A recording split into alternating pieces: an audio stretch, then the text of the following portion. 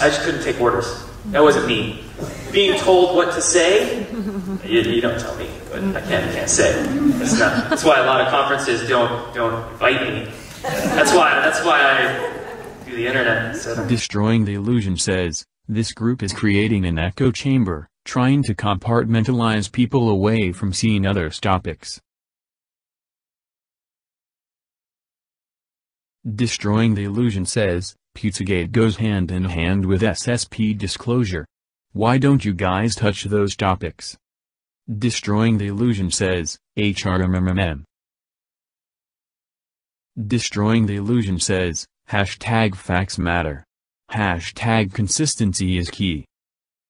Dark Journalist says, facts matter and you work with Corey Good? Destroying the Illusion says, people who discredit Q and Pizzagate, ha ha ha. Where is your dot connecting?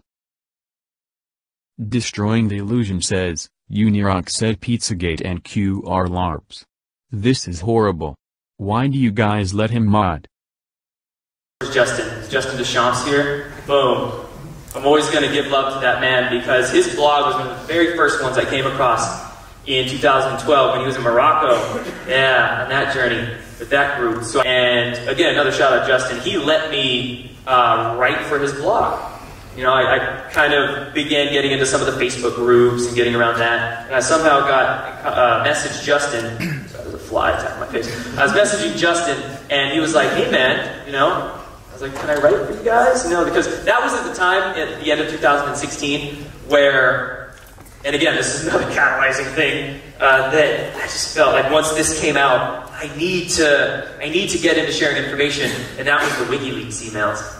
Yeah, this is the end of 2016, so in October 2016. So I saw that the partial disclosure narrative begin to kind of play out, and I really wanted to write about that. So Justin was nice enough to let me write on his blog, but I began finding out, once I wrote for him and a couple other alternative media outlets, that writing was just not me.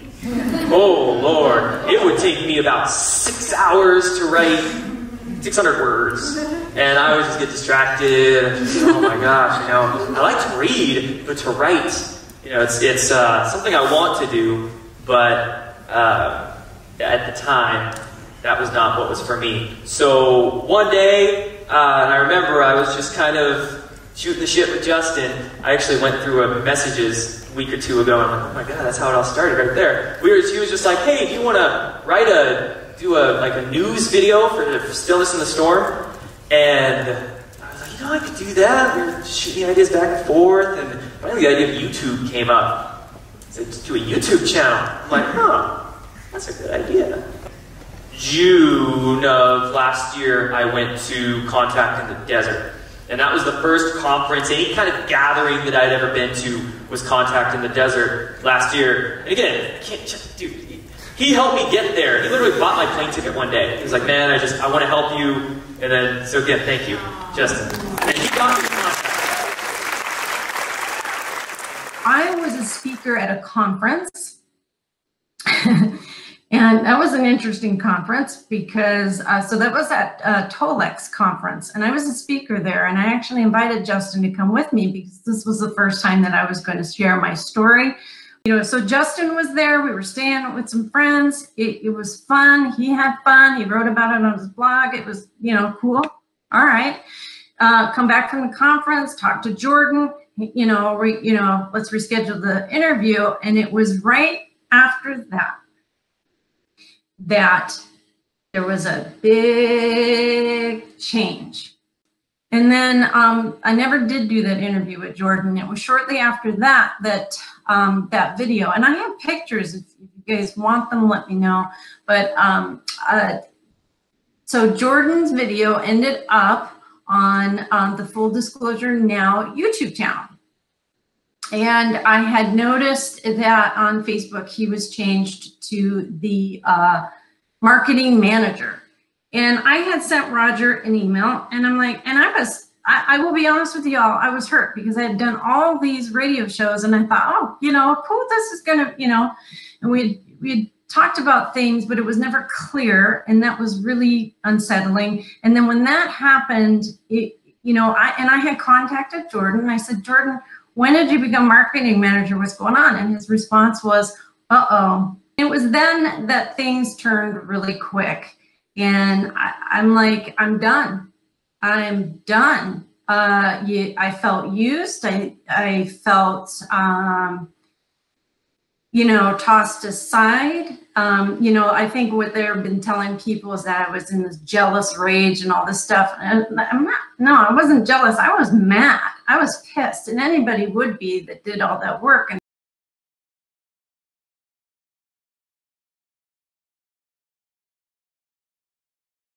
I just want to point out something interesting about Justin Duchamps from Stillness in the Storm getting connected to Corey Good at those Mount Shasta conferences, I believe, because you need to remember that, does everybody remember the kerfuffle that occurred at NASA when NASA had to have a press conference where they had to quell rumors and innuendo that there was a slave colony on Mars?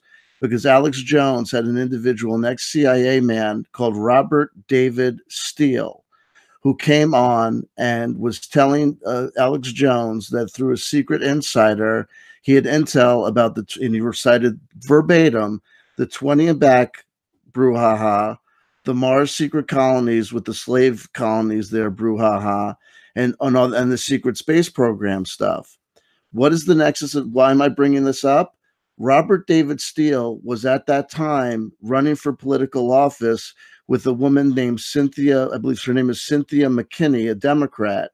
And they had this, it was hashtag unhook or something. I forget what the actual hashtag was, but they had this little private political party that actually ended up having some controversy associated with it because it got defunded all over the place. A little birdie had whispered in my ear to take a look at their early website that listed as one of their directors of operations a man by the name of Justin Duchamps. I was the birdie. There you were, the birdie. There you go. So, but then, of course, we saw that was quickly scrubbed after NASA gave their press conference. So if we're talking about, if we're recounting the dangers of Corey Good, and hey, don't worry, this can't go anywhere. Well, and it's not going to be the first time that we talk about the camp of either Justin or Jordan having influence on and connections to Alex Jones, and that information getting out there into the ether through that sphere. But the nexus of connection, the secret insider secret information that Robert David Steele recollected to Alex Jones, which Alex Jones then reported that in that interview that then got put out, and NASA had to actually take time out of their busy day, to whatever degree you trust or believe in NASA, was because of, can be no doubt, was Corey Good. Because it was Corey Good's story verbatim that Robert David Steele recollected to Alex Jones and quoted from his secret insider. Make of what you will who Robert David Steele is, going all over and still making the rounds. Robert David Steele is now part of another sham sovereign court, the something as they're always called. And who's on that board with him as well? None other than Justin Duchamps. So you have Justin Duchamps, who's intimately connected to Corey Good, who's intimately connected to Robert David Steele, who told Alex Jones that there was a secret insider who told them about slave colonies on Mars and a 20-year back program and all this same stuff. Look, I mean, if you want to talk about a person's information or the kind of insiders that Alex Jones lets on and who those people judge as insiders, this go back and watch the original interview with Robert David Steele and Alex Jones. Robert David Steele recollects to Alex Jones the testimony that is exactly the testimony of Corey Good. It's incredible. It's incredible. And that linked to NASA having to make a statement. Incredible. Incredible. Absolutely. You know? This is so crucial, everybody.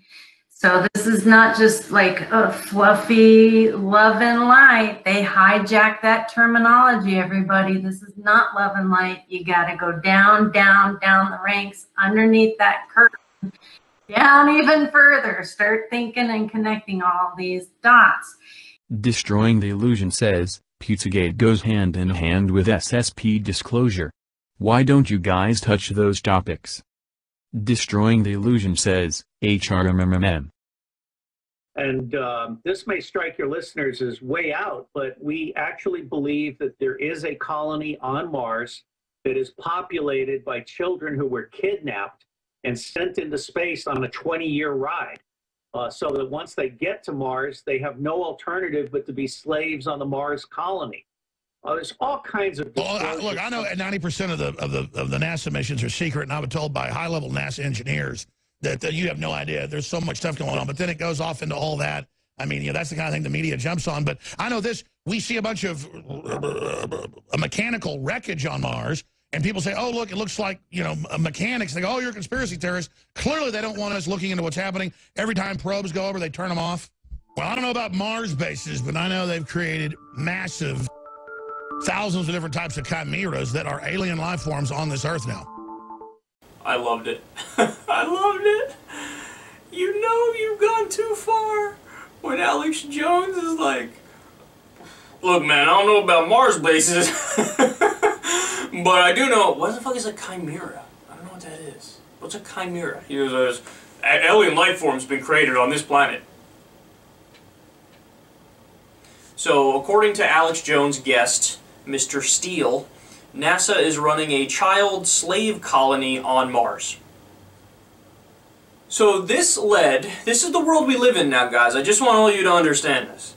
This led to NASA responding with the greatest statement of all time. So this is from the Daily Beast here. It says, NASA denies that it's running a child slave colony on Mars. On Thursday, Alex Jones welcomed a guest to talk about how kidnapped children have been sent on a 2-decade mission to space. NASA now denies the interplanetary conspiracy.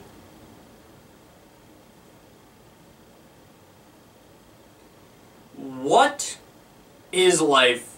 What the fuck is going on, man? What is going on? Secret space exploration, possibly even likely including a colony on Mars that has been populated by kidnapped kids who grow up on their way to Mars. Okay? I don't know myself. I have no direct knowledge, but everything I read suggests to me that we have in fact colonized Mars, and it's a very, very secret program. Is that the 20 and back program? Yes, exactly. And that's why some of the technologies are classified, because there are anti-aging technologies, propulsion technologies. There's a whole bunch of stuff. And this is evil. I mean, the government is supposed to be working for the peace and prosperity of all of us. And instead it's working for the 1%. And that's wrong.